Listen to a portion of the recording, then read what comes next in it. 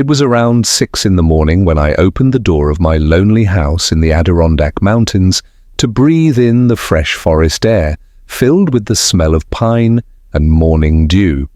I, Aidan Brodie, a former journalist and now a beginner writer, wasn't even fully awake yet. I had just stepped outside in my worn-out flannel shirt and scuffed boots, yawning and dreaming of a strong coffee that would help me wake up and start another day in myself, chosen isolation in the middle of the wild. And in that moment I froze like I had been hit by electricity, because there, just a few steps away from me, stood a huge black bear. Its presence seemed to fill all the space around me, making the air feel heavy and still. The animal didn't move, didn't growl, didn't show any signs of aggression. It just stood there on my porch, breathing heavily, its body shaking, its fur tangled and wet in some spots, like it had just come out of a rough river or a violent fight with some unknown enemy. What struck me most were the bear's eyes. Dark, wet, almost human-like eyes, and it looked like they were actually crying. Tears were running down its face like from a broken faucet. I had never in my life seen a wild animal cry for real, and the sight went straight to my heart, making me forget all fear of this powerful creature that could have crushed my skull with a single swipe of its paw. And only then did I notice that the bear was holding a small, lifeless cub in its mouth, its legs hanging down limp, its head tilted to the side, showing no signs of life, like a rag doll dropped by a careless child. At that moment, I realized this wasn't just a bear. This was a mother with a dying baby. I wanted to slam the door shut and reach for the old rifle hanging on the kitchen wall. The natural reaction of anyone finding a wild beast on their doorstep. But something in the way she behaved, in that silent, motherly desperation, stopped me. It made me feel that this wasn't a threat, but a mother standing on the edge of a tragedy too deep for me to name. My heart was beating so hard, it felt like it would burst through my ribs, and I slowly stepped back, not taking my eyes off the bear. To my shock, she followed me with a few careful steps. Then, with an almost human kind of gentleness, she laid her baby right on the wooden floor of my porch. Then she backed up, sat down on her back legs, and stared at me without blinking, like she was waiting for something I couldn't yet understand.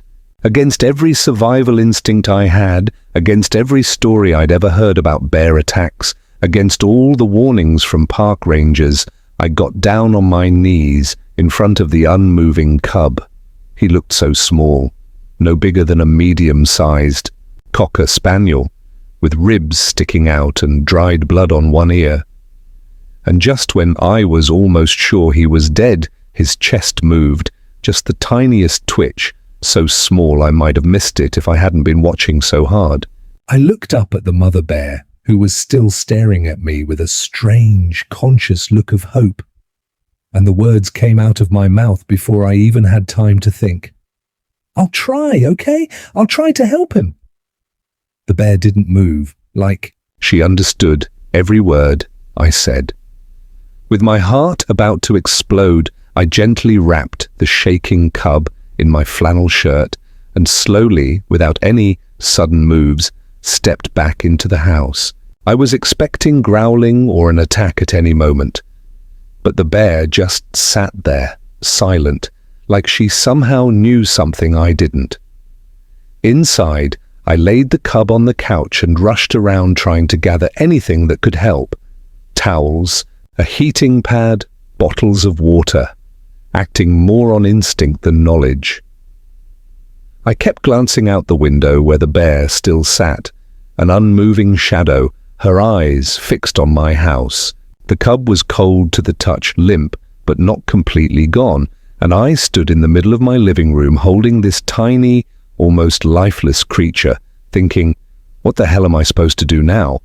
And in that moment I realized This wasn't just some strange meeting with a wild animal, not just a weird twist of fate. This was something more, something that had chosen me, despite all the laws of nature and common sense. I wasn't ready for this responsibility, not at all. But it seemed like the mother bear was. She had chosen to trust me, and she stayed, waiting quietly at the edge of my property, watching my house all day while I was trying to save her cub, who, it seemed, refused to leave this world without a fight. The cub was lying on my couch among the towels, motionless and cold. I dropped to my knees and carefully pressed 2 fingers to his tiny ribs, trying to feel a pulse or any sign of breathing. Feeling nothing for sure, I held my breath and leaned in close enough to catch the earthy forest smell of his wet fur, mixed with the metallic scent of blood. And right then, I felt it. The smallest rise and fall of his chest. Weak, but real breathing that made me exhale with relief. You're alive, little one. You're still here with us. I wrapped the cub tighter in my flannel shirt and hurried to the back room, where I found an old space heater. I plugged it in, cranked it to full power, and spread out every soft thing I could find. Blankets, towels, pillows, building a kind of warm little nest for my tiny patient. His breathing was shallow, his chest barely moved, and one of his back legs looked oddly stiff, like it was broken or paralyzed. Around one ear, the blood had dried into a dark crust, and it became clear this wasn't just exhaustion or weakness. Something serious had happened to him. Outside I heard scratching, and looking through the window, I saw that the mother bear was still there, sitting like an ancient statue, patiently watching the house where her baby was lying. I grabbed my phone and dialed Rachel Kowalski, the closest vet I knew, even though she usually dealt with farm animals. Rachel, it's Aiden. I've got a bear cub at me house. He's injured, really bad. The mother brought him to me and left him right on my porch. She's still here, waiting outside. There was a long pause, filled with doubt, before Rachel finally said, Aiden, are you sure you haven't been drinking? No, damn it, I'm completely serious, and I don't have time to explain. What do I do to keep him alive? After another pause, she sighed and began giving me clear instructions. Warm him up. Check if there's any open bleeding. Don't give him solid food yet, only fluids. You can make a mix of honey and warm water and give it to him drop by drop. I'll call Ginny. She used to work at a wildlife rehab center. Hold on, we'll be there soon. I hung up and went to the kitchen, where I found an old bottle of raw honey. I mixed it with warm water and, using a turkey baster, the closest thing I had to a dropper, I carefully opened the cub's mouth and let a few drops of liquid inside. At first there was no reaction, but after a few tries, his tiny tongue moved slightly and I felt a surge of hope. That's it, come on, little fighter, stay with me. I sat beside him for probably over an hour, talking, humming, sometimes swearing quietly to myself in helplessness, all while the mother bear stayed completely still outside. I opened the door just a crack, and she raised her head, met my eyes, then lowered it again. That simple movement showed such unexpected trust that I still remember it and wonder how a willed animal managed to overcome its fear of a human. By noon, the cub moved his paw for the first time, just a little, lazily, like he was checking if his muscles still worked. He actually laughed out loud from relief, not even noticing the tears running down my cheeks. You're not dying today, little one? Not on my watch, I whispered, looking at the cub, though deep inside I was panicking. Fully aware that I was just a writer with a handful of towels and a heater, trying to save a wild animal I knew nothing about. By the middle of the day, my living room looked like a crazy animal clinic. Blankets were spread over every surface, Towels were piled high, the heater was working at full power, and the bear cub was lying right in front of it, wrapped up like a newborn baby, with one little paw sticking out. The wound on his paw had started bleeding again, and when I looked closer, it looked like a bite mark. Swollen, red, and clearly infected, which could kill him faster than the cold or exhaustion. I grabbed some hydrogen peroxide, the kind I usually used for treating cuts on myself, soaked a cloth in it, and carefully pressed it to the wound. The cub flinched, and strangely enough, I was happy about that. Pain meant he was still fighting, that his nervous system was still working. From outside came a soft growl, and I looked out the window again. The mother bear hadn't moved an inch, still sitting there, her massive body completely still. But her eyes followed every movement, every shadow inside my house. I opened the door just a little and quietly told her, "He's still with us. Barely, but is holding on." Of course, she didn't answer, didn't growl. She just let out a deep breath, like she understood the meaning of my words. I went back inside and sat down on the floor next to the cub. I gave him more honey water, and this time he clicked, his little tongue more clearly, trying to lick the sweet liquid, a small but definite sign of progress. My phone rang. It was Rachel again. "Ginny says you're crazy," she said, "but she's driving up to you with medicine. She'll be there in a couple of hours." Thank God, his paw's bleeding. It looks like a bite. And a thinky. "He has a fever," I told her quickly. "Keep him warm. Don't make any sudden moves. Keep giving him fluids. And for heaven's sake, don't open that door wide. That mama bear won't stay calm forever," Rachel warned me, and I knew she was right. It was already a miracle that the mother bear hadn't torn down the walls of my house looking for her baby, but for some reason, she trusted me, and that fact made me even more nervous. An hour passed, then another. The cub started moving more, trying to turn over, and I whispered to him softly, "Easy, buddy, not yet, just rest."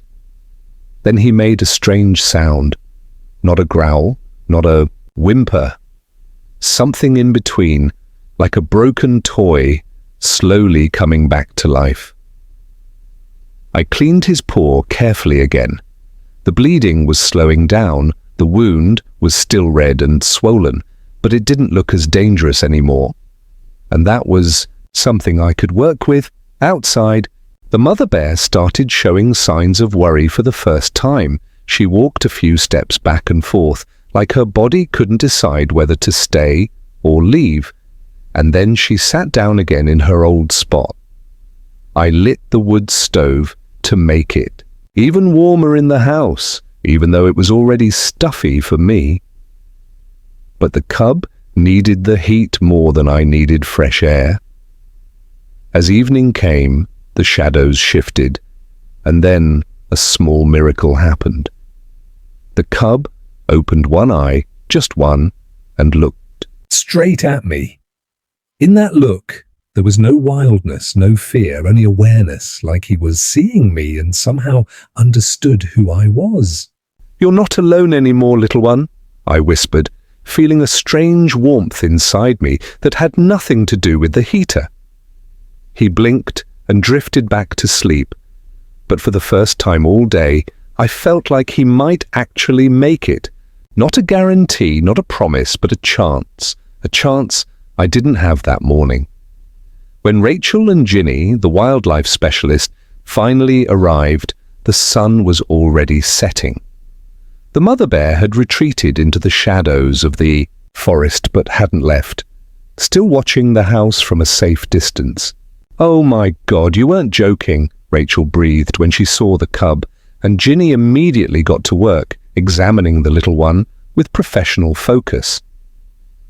"This is a bite from an adult male," she said, after a careful check. "Sometimes male bears kill other cubs to make the female go into heat again. This little one was lucky his mother managed to save him and bring him to you. It's amazing she chose a human. Maybe she had been watching you before making such a desperate move. That thought made me shiver. The thought that a wild animal could have been watching me, judging me, before trusting me with the most precious thing she had. Ginny and Rachel spent several hours treating the wounds, giving antibiotics, and restoring the fluids in the little body. By the time they left, the cub was breathing more steadily, and his paw was professionally bandaged. "We'll leave you some medicine and instructions," Ginny said as she packed up her things. "But once he starts getting better, you'll have to return him to the wild. He can't stay with you forever, Aiden." I nodded, though deep down I already felt how attached I was becoming to this small creature who had fought for his life right in front of me. Over the next 2 weeks, the cub recovered surprisingly fast. His wounds healed, his appetite came back, and he started showing curiosity about the world around him, exploring my home with more and more confidence. I named him Baxter, just because it felt right, even though I knew I shouldn't give a name to a wild animal, shouldn't grow attached to someone who would soon have to return to where he belonged. The mother bear kept coming back every day, sometimes getting closer to the house, but usually staying at a distance, always alert, always watching. I left food out for her, which she sometimes accepted and sometimes ignored, as if she didn't want to rely on human help more than absolutely necessary. One day, just as Baxter was moving confidently through the house, playing and even trying to climb on the furniture, I got a surprise visit from Deputy Louise Gentry. "Aiden, I've heard you've got a bear cub living with you, and that his mother has basically settled on your property," she said, getting straight to the point as she stood on the very spot where, 2 weeks earlier, the mother bear had stood with her cub in her mouth. I didn't try to deny the obvious. I told her the whole story.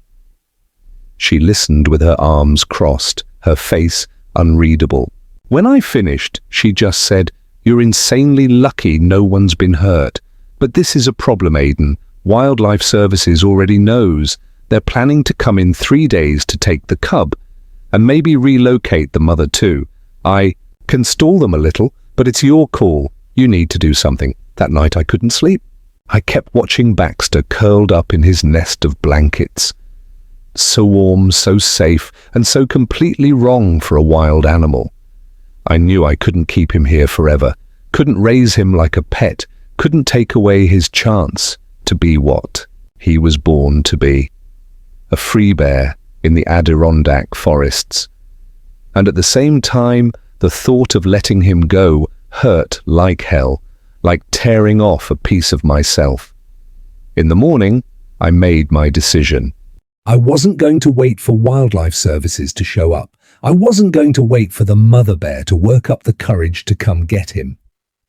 I gently placed Baxter into a large bin lined with his familiar blankets. I added his favorite toy, an old tennis ball, and packed a little food for the road. Then I climbed into my truck and headed deep into the forest to a place I thought might be close to the mother bear's den. I drove slowly along the wooded trails, watching carefully for signs of bear activity until I reached a small clearing, surrounded by thick spruce trees. I stopped the truck and got out. I opened the bin, and Baxter blinked in the bright light, sniffing the familiar forest smells. "This is your real home, little guy?" I said, feeling a lump rising in my throat. I stepped back, giving him space to climb out and look around on his own. He took a few hesitant steps, then stopped and looked at me like he was asking what was going on, why we were here. And then we both heard the sound of branches cracking. From the edge of the clearing, the mother bear was watching us. She looked cautious, but not angry. Our eyes met, and in hers, I saw again that summer-strange awareness I had seen on the very first day. I slowly stepped back farther, showing her he meant no harm, showing her I was letting go of her cub, giving him back to the world he came from. Baxter froze, looking back and forth between me and his mother, like he was torn between two worlds, between trust and instinct, between human warmth and the call of the wild. The mother bear let out a quiet sound, something between a growl and a purr, and the cub turned toward her. He took a few hesitant steps, stopped, then a few more. My heart was ready to break as I watched the distance between them shrink, as a mother's love brought back together two creatures once separated by cruelty and chance. When they were almost nose to nose, Baxter suddenly turned and ran quickly back to me, pressing his little face against my knees, as if saying goodbye, or maybe thanking me. I'll never know for sure. I knelt down and allowed myself just once more to stroke his soft fur, whispering words he couldn't understand but maybe could feel. Go live your life, little brave one. You'll be all right. Then I gently gave him a small push toward his mother, and this time he didn't hesitate. With little jumps he reached her, and she carefully sniffed him all over, like making sure he was truly all right, that this was really her cub, alive and safe. And then something happened I didn't expect. The mother bear lifted her head and looked straight at me, and to my amazement she gave a slight nod before turning and slowly walking away into the forest, leading her cub, who looked back just once before disappearing forever among the trees. I stood in the clearing for a long time, feeling a strange mix of sadness and peace, of loss and rightness, like closing the final chapter of a book I had never planned to write, but that had changed me forever. I returned to my empty house, which now seemed too quiet, too spacious without the little brown whirlwind turning everything upside down. I gathered up the blankets, toys, bowls, all the traces of Baxter's stay, and packed them into a box I carried to the attic, knowing I wouldn't need them anymore, but unable to part with them either. Months passed. I returned to my usual life, writing my book, walking through the forest, enjoying the silence. But sometimes, especially at dusk, I would go out on the porch with a cup of tea and look toward the edge of the forest, knowing that somewhere, out there among the trees, lived a bear cub who had once slept on my couch and drank honey from my hand. And then one autumn morning, I stepped outside and saw a small gift on the porch, a handful of ripe wild berries carefully placed in a little pile as if someone had taken the time to collect them. There was no one around, but I knew who had done it. I smiled, looking into the forest, where I thought I saw a shadow flicker. Maybe just a play of light. Or maybe the mother and her cub, who had once been part of my life, letting me know they were all right, that they remembered. Since then, every autumn when the leaves start to change color, I find small gifts on my porch. Berries, pine cones, once even a beautiful stone, as if someone is still trying to say, we're still here. We remember. We're grateful. And it reminds me that sometimes the most important encounters in our lives happen without warning, and the deepest connections are formed in moments when we least expect them. Now, as I write my book, I often think about that mother bear who trusted me with the most precious thing she had, and about the cub who taught me that to love means knowing how to let go. In a world where the line between wild and tame seems so clear, they reminded me that compassion knows no boundaries, and trust can be born in the most unexpected places, overcoming fear and prejudice. And when visitors ask me about the small, wooden bear figure on my shelf, I smile and say, it's just a souvenir from the Adirondacks. But for me, it's something more, a reminder of those few weeks when my house became a shelter for a wild creature, and I became, if only for a little while, the guardian of a life that was never mine to keep, but only to protect, before returning it to its rightful owner, the endless forest and the mother who never stopped waiting.